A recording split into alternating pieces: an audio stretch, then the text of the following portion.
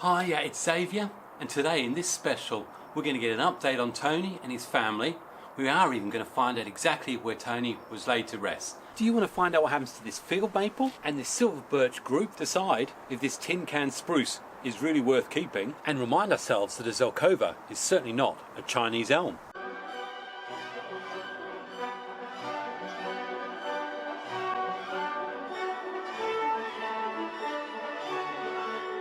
Hi, it's Xavier, and welcome to my bonsai retreat. And for this second part of the autumnal updates on Tony's legacy bonsai, we're going straight to his field maple. Taking it out of its plastic pot. I'm not going to do anything there apart from doing a bit of weeding, but I do think, bearing in mind it's still got a lot of green leaves, we can do some quite big pruning on this. Firstly, we've got to get all the leaves off, and that's easy. Tough old things, these. And I'm sure you can see there is some actually pretty good growth. Some good branching in there. So glad I did that prune earlier. We love autumn colours. This is where I've got the front marked at. I like the movement there a lot better. The other option is somewhere in there. That equally could work, and that would probably then make for this being a useful branch. But I see this as a bit too straight, whereas if you look at it from there, it just looks a lot better. Easy thing we can do now is just remove the stuff which is obviously not going to be part of this design. We can get rid of that. And back here we'll remove that. I want to try and avoid wiring this time. I always say that, so I'm going to take it all the way back to here. Give room for dieback, and they're the buds I want right there, so it'll come out from there. It's right on the bend, absolutely perfect. That's probably the bud I'm wanting from there. From there I want low down.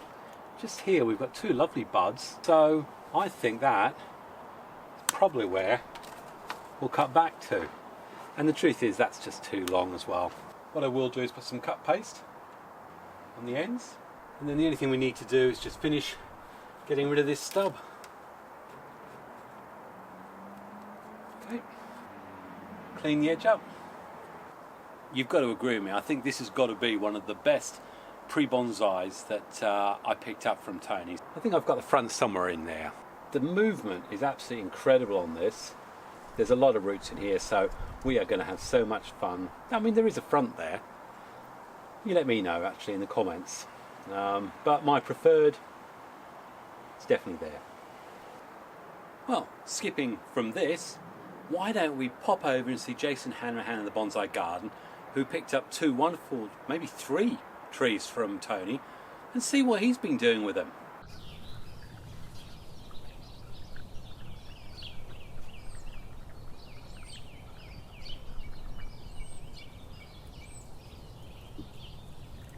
These are the three silver birch trees that was gifted by our late friend Tony. And Tony, like myself, was a great fan of silver birch trees.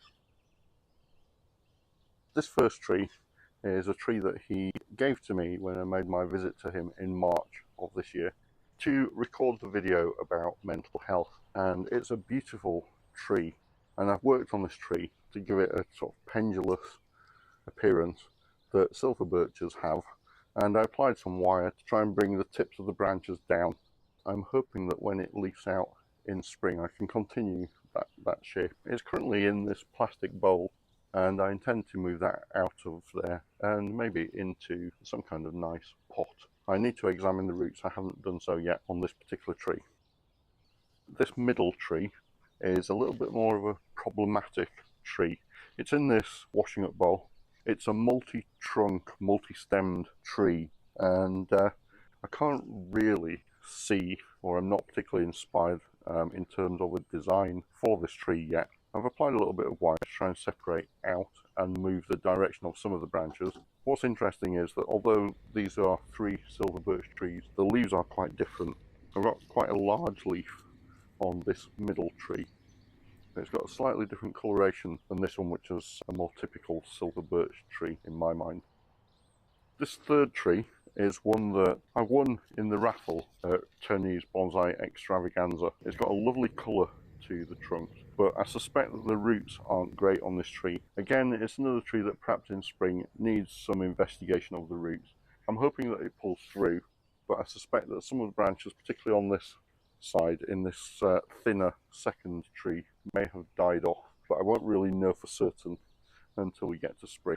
And so I plan to be developing and taking these forward into next year and beyond, and I'll keep you posted on their development. All right, well, thanks very much for that, Jason, and I think we'll leave you to do future updates on those trees. I'm sure many of you would love to find out and hear just how Tony and his family are getting on. And when I speak of Tony, God rest his soul, he was actually scattered over his favourite part of Britain, so to speak, on the 25th of October. A little message that has come from Jen, his sister, and also the full support of Tony's lovely parents. So I'll read that to you. Hi Xavier, apologies for the delay. Thanks a lot for still thinking of us. We're doing okay, just getting used to life without Tony now. What a great idea. And she's talking about us all trying to keep his trees alive through these legacy updates. And this isn't just about me, this is about everyone who has been a part of Tony's bonsai life, short that it was, whether that be watching, learning, or contributing. What a great idea. There's a message from the Bonsai Apprentice, brackets, Tony's dad. Thanks so much for all of your kind messages and thoughts in the bonsai community. We still take great comfort when reading all of Tony's messages. He's missed so much, but I'm doing my best to look after the trees we now have after friends and family have taken all theirs. Tony's ashes were spread on Home Fell in the Lake District just as he asked. We also planted a couple of his bonsais up there, the main one being a Clump style birch which looks great and will be visiting every year. Details of location on Tony Higginson Facebook page for if anybody would like to visit. So at this point I will encourage you to visit. Who knows, it could be a great Bonsai National Memorial at some point. Thanks also to you, Zav, for keeping Tony alive through his trees exactly as he wanted. More than happy for anything to be put out there. We'll be keeping our eyes out for your videos. Hope you're keeping well. Lots of love. Much love, Jen. And just a little bit more detail on the day when they scattered his ashes, which I understand was a close family affair. They spent a few lovely nights at the Swan Hotel in Newby Bridge all together.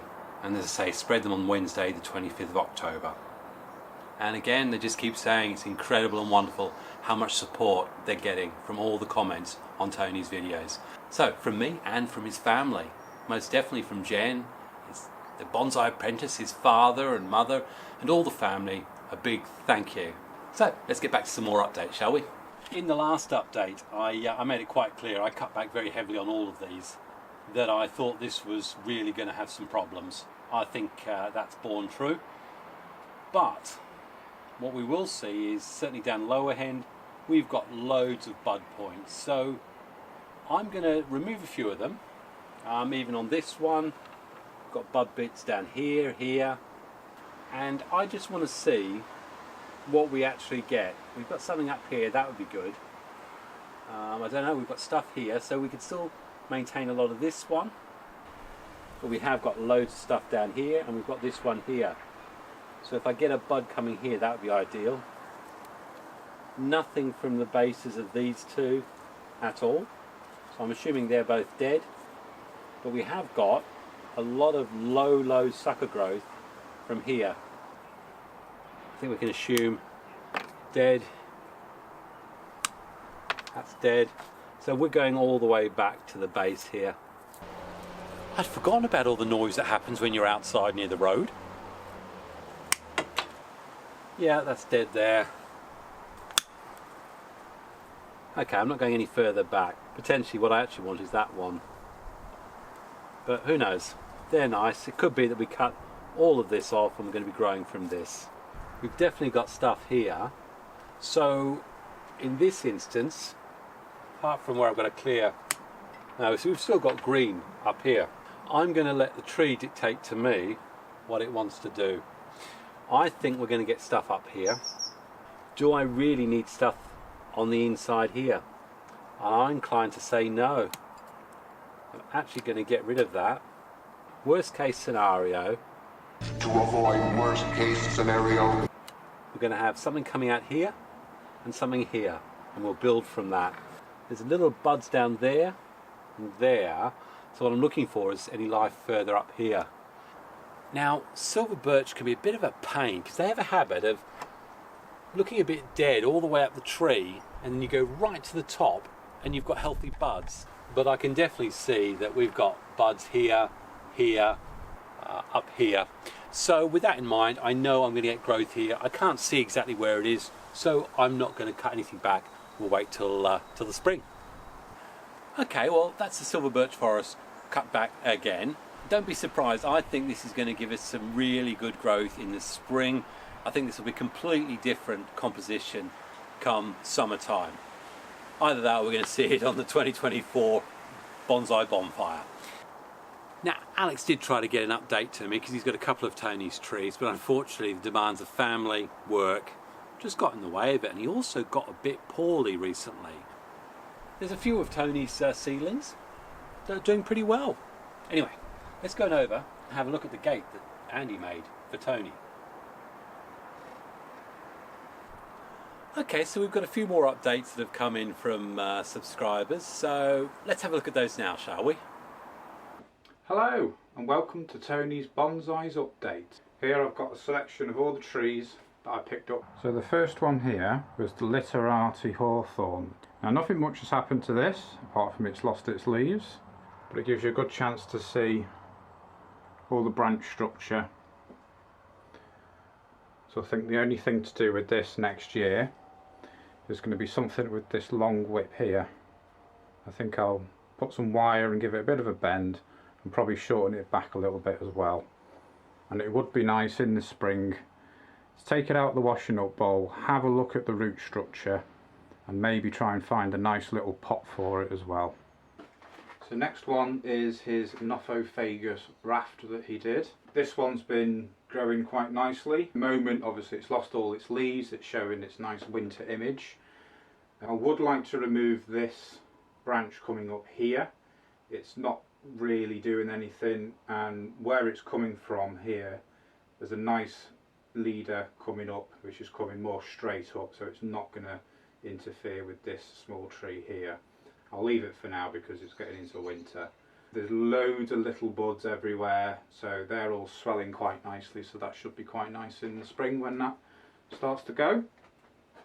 So the next one is this little juniper. I believe it was a blouse juniper that Tony had, which I wired, and that's not really done too much. There are some new shoots coming up there, you can see the nice green tips on them.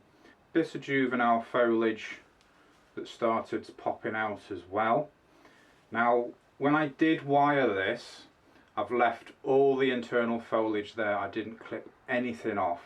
I thought nature will tell me which ones to take off, because obviously with the lack of light in there the leaves should start to go brown, but they haven't, they've all remained. So obviously that's better because it means a healthier tree.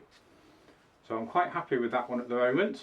Now this one is a Chinese elm. I saw it on the side at Tony's and thought, do you know what, I don't have a Chinese elm in my collection anymore. So I couldn't resist it. He only wanted a £5 for it. It's worth £5 all day long of anyone's money. Now this has absolutely amazed me. It's done nothing since I brought it home. It's just sat there in the garden and done absolutely nothing. The last couple of weeks it's just gone mad. All these long extensions have just suddenly shot out and I'm just gobsmacked. So I've left them as they are, thinking all these are going to make great cuttings for spring. So I'm really pleased with that. And then the last two little saplings, I think we better call them, are these little black pines. So I did bring two of these home. I don't know how everybody else is doing with their pines. These have really opened up. I would say it's probably the second year needles that have really grown nice and long. You can see there is a small candle coming out the top there. The only thing I've done with these is took the wire off because I didn't want that to start biting in. I have, with a soldering iron, burnt some holes in this just to aerate the soil a little bit so they don't get waterlogged and start to root rot.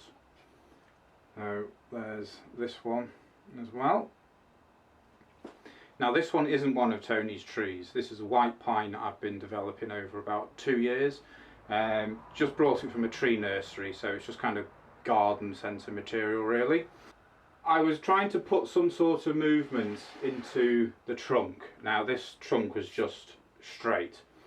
So I got the old vet tape out, bound it up with a couple of layers of vet tape, had to put quite a lot of wire on there and started bending away. Now I was bending around this point here. To be honest, I wasn't paying attention to the full bend I was putting into it, and I was really cranking over the side of it, really trying to put a bend into that trunk, and all of a sudden it went crack, and I just suddenly thought, ah, I've done a Tony.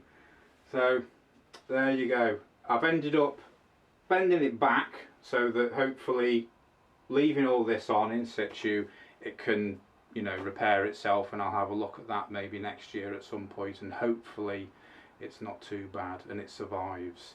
Anyway, I'll leave you with that, guys. Thank you very much, Xavier. Bye. Right, well, that's pretty well all the other updates done. Who wants to know about this? Now, I think it's a spruce.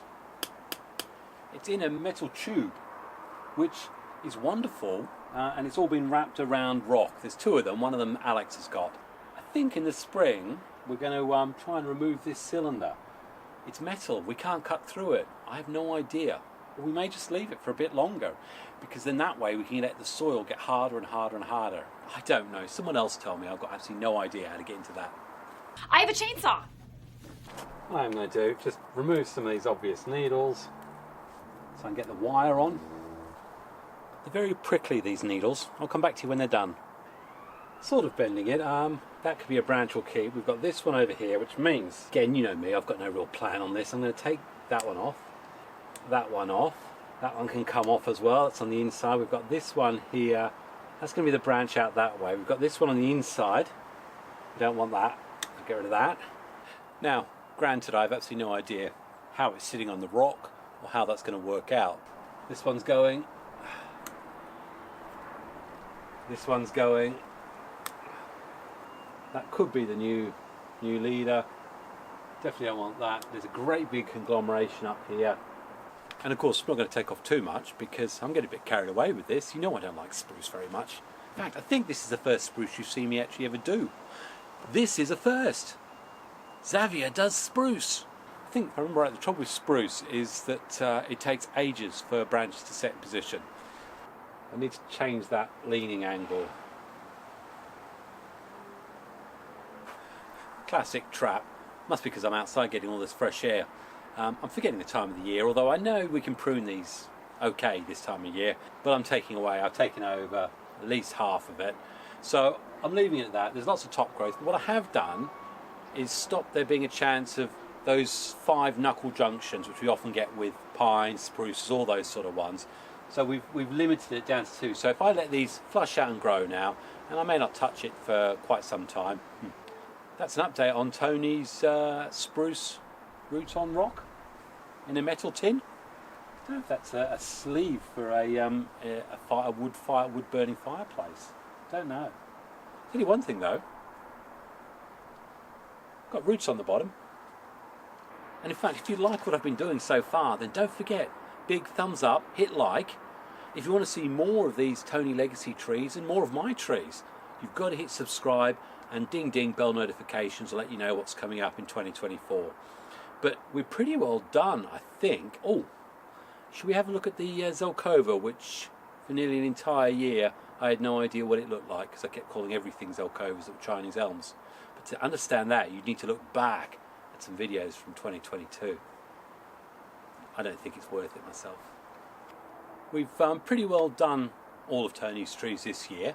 And for anyone else who did want to do updates but just never got around to it because life gets in the way, still send me through those updates. If you get them on video, it's even better, and if you put your voice or a face to it, everyone likes that. There's some interest. It's like when you take pictures of scenery.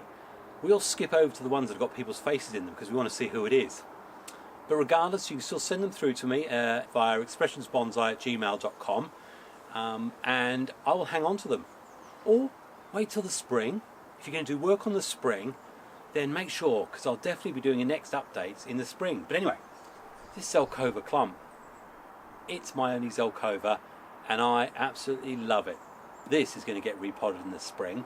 Don't know whether it's going to go into a pond basket, but look at that. It's fantastic.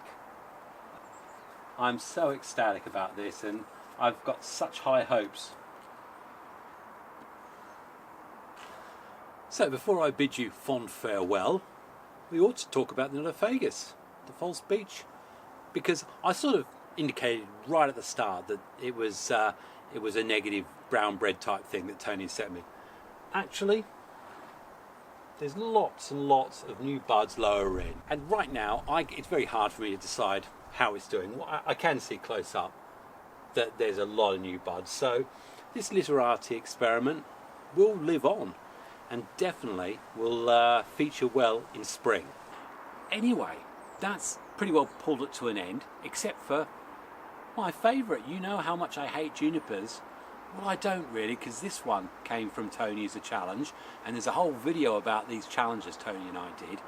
But this juniper he sent me, and it was wired up absolutely the usual Tony way, and well, I reckon it's looking pretty good. But I don't need to do a thing to it, so we won't talk about this one. So from Xavier and his bonsai retreat, I'd say thanks very much for taking time to watch, and thank you so much for those who've participated, and for all those out there who are actually looking after some of Tony's legacy trees. And also to Tony's family, a big hello from the retreat. You know I'm thinking of you, you know I pray for you all, and I'm sure everyone out there who also love Tony are doing the same thing.